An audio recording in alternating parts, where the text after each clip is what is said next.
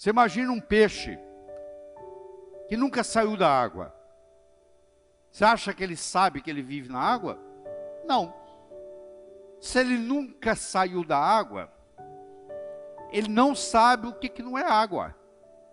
Para ele saber que ele vive na água, ele tem que ter a consciência, a experiência de viver fora d'água. Como ele não saiu da água nunca, ele nunca teve a experiência de sair da água. Então ele não sabe que ele vive na água. Essa analogia eu quero fazer para você com paradigma. E o paradigma é muito simples. Houve uma época que a terra era chata. Quer dizer, acreditava-se que o navio ia viajar nos mares e que chegava uma hora que ele caía no final do mundo. Tanto é que a mulher do marinheiro ia com uma roupa para o porto, se despedia do marido. Antes de voltar para casa, ela se vestia de preto, que ela ia ficar de luto, porque a maioria não voltava, porque morria durante a viagem. A maioria morria, na realidade, de escorbuto.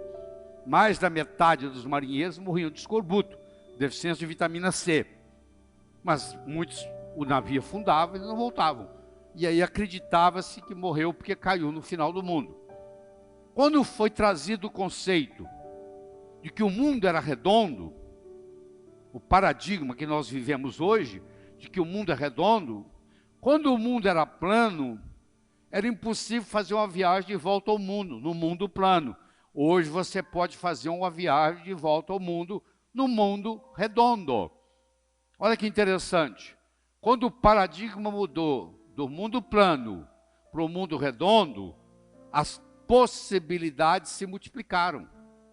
Aquilo que é impossível na sua vida, hoje, é impossível no paradigma que você está vivendo. Se você mudar o paradigma, as possibilidades se multiplicam.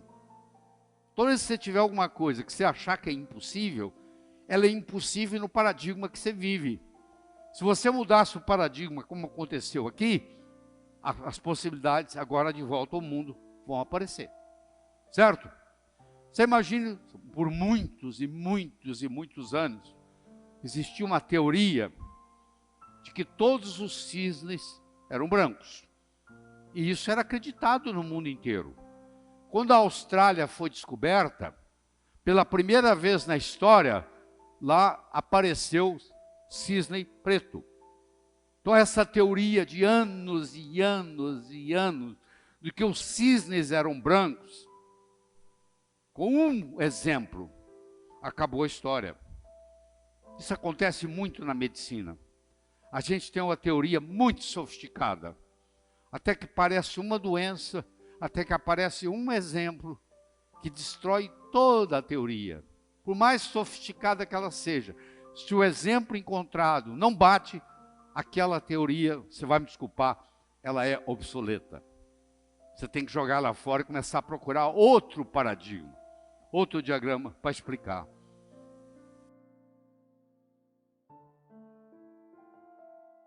Não conhece a causa, você não consegue reproduzir o efeito. Você pode ganhar dinheiro, ficar rico, se estiver na hora certa, no lugar certo. Eu quero saber se vocês tomarem o dinheiro de vocês, se você ganha de novo. Porque pode acontecer que quem tivesse naquela hora certa, naquele lugar certo, seja você ou seja outro, ia acontecer. Para quem tivesse naquele lugar certo, na hora certa. Eu quero saber se poder tirar tudo que você tem, se você consegue ganhar de novo. Aí você conhece o caminho das pedras. Se você não conhece a causa, você não consegue na vida reproduzir os efeitos. Então, se você está preocupado com a sua saúde, que é a maior riqueza que você tem no mundo, tem nada que pareça com isso.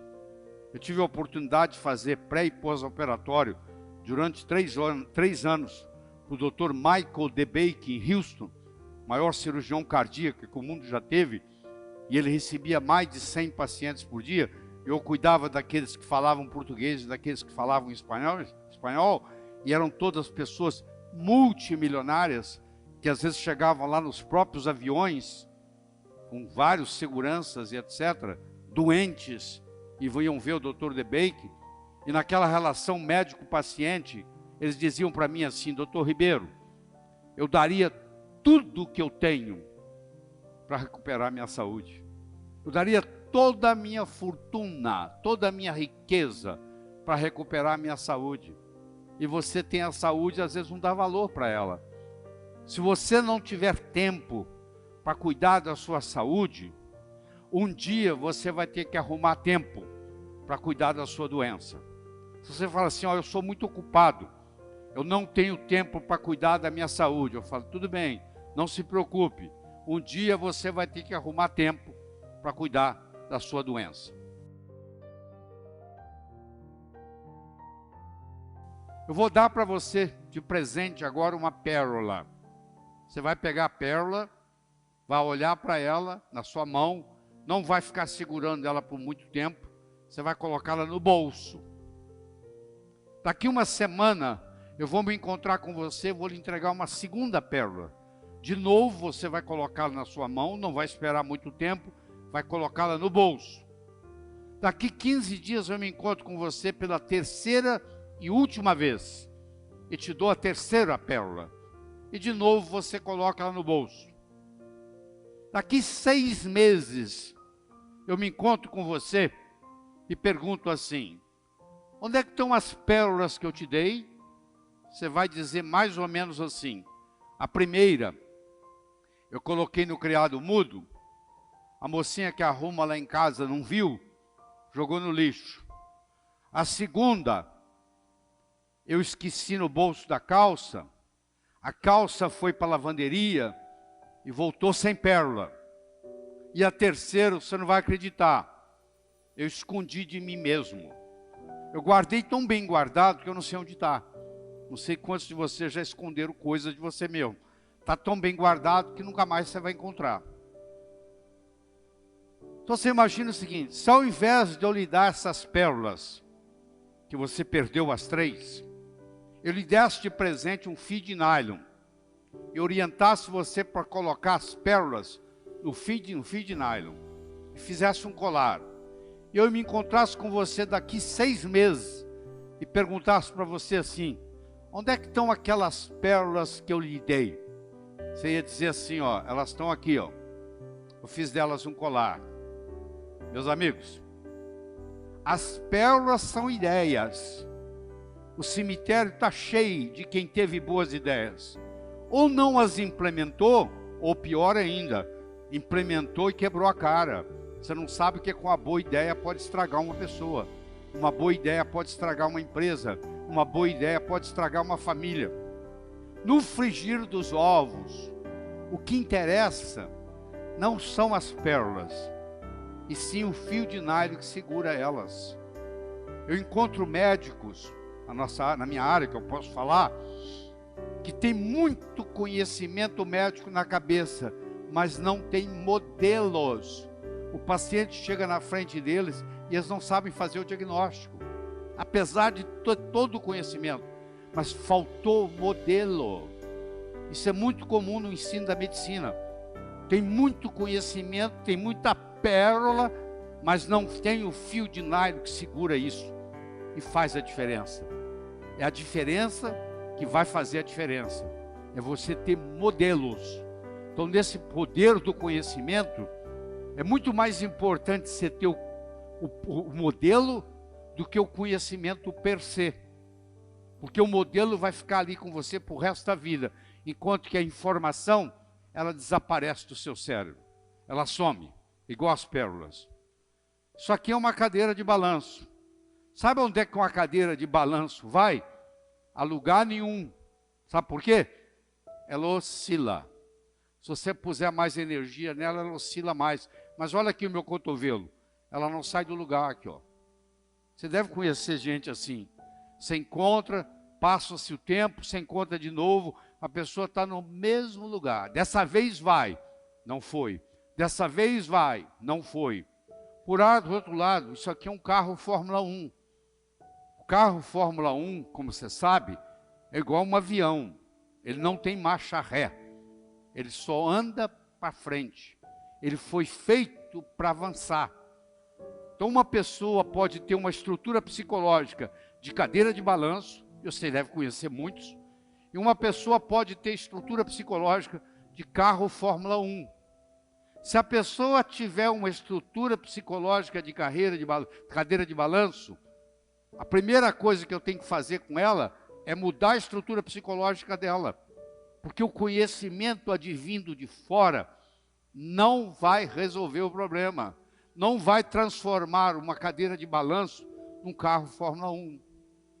E há 6 anos que se passa, ou 5 ou 4, que se passa na faculdade, uma das funções do professor é ter a habilidade de trabalhar linguisticamente com a estrutura psicológica do aluno. E pegar um aluno que, por circunstâncias da infância, tem uma estrutura de cadeira de balanço e transformar essa estrutura num carro Fórmula 1, que só tem um destino: avançar. Então esse é um conhecimento que faz toda a diferença na área do poder do conhecimento.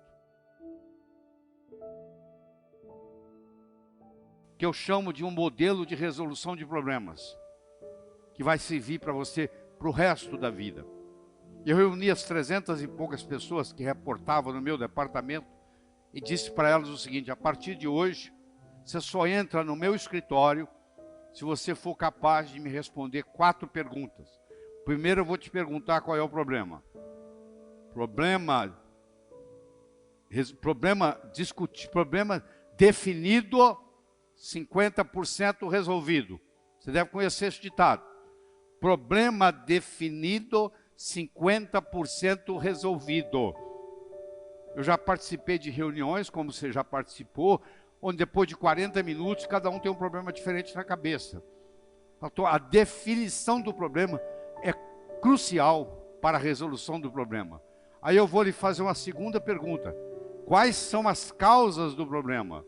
Se o seu pneu dianteiro direito está gastando, e você trocou o pneu e gastou de novo, e você trocou o pneu e gastou de novo, é melhor se alinhar as rodas, porque o problema está no alinhamento das rodas. E aí o seu pneu direito, dianteiro, não vai gastar mais. Quais são as causas? Claro que quando eu pergunto para ele quais são as causas, ele com os colegas começam a trabalhar, começa a ter um trabalho em equipe. Terceiro, eu vou perguntar para você quais são as possíveis soluções. E de novo, o trabalho em equipe vai surgir, porque um vai conversar com o outro, vai perguntar para o outro, vai ligar para um consultor. E finalmente eu vou te perguntar qual é, na sua opinião, a melhor solução. Olha que interessante. O sujeito está pronto para ir na minha sala, bater lá para me incomodar. Aí ele disse: bom, lá ele vai me fazer 4 perguntas. Ele vai me perguntar qual é o problema, quais são as causas do problema, quais são as possíveis soluções e, na minha opinião, qual a melhor. Bom, qual é o problema? Ele vai definir. Problema definido, 50% resolvido.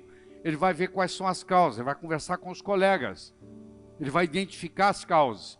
Ele vai ver quais são as possíveis soluções. Ele vai ligar para um consultor e perguntar o que ele acha. E, finalmente, ele vai decidir, na opinião dele, qual é a melhor solução. Sabe qual a conclusão que vai chegar? Não preciso ir lá no Dair. Olha, eu mesmo resolvi. Então, parou de vir gente me incomodar durante o dia, porque eles aprenderam a fazer isso. Leva isso aí de presente, porque isso aí, em qualquer situação, pessoal ou profissional, vai alavancar o que você tem de conhecimento na vida. Tá bom?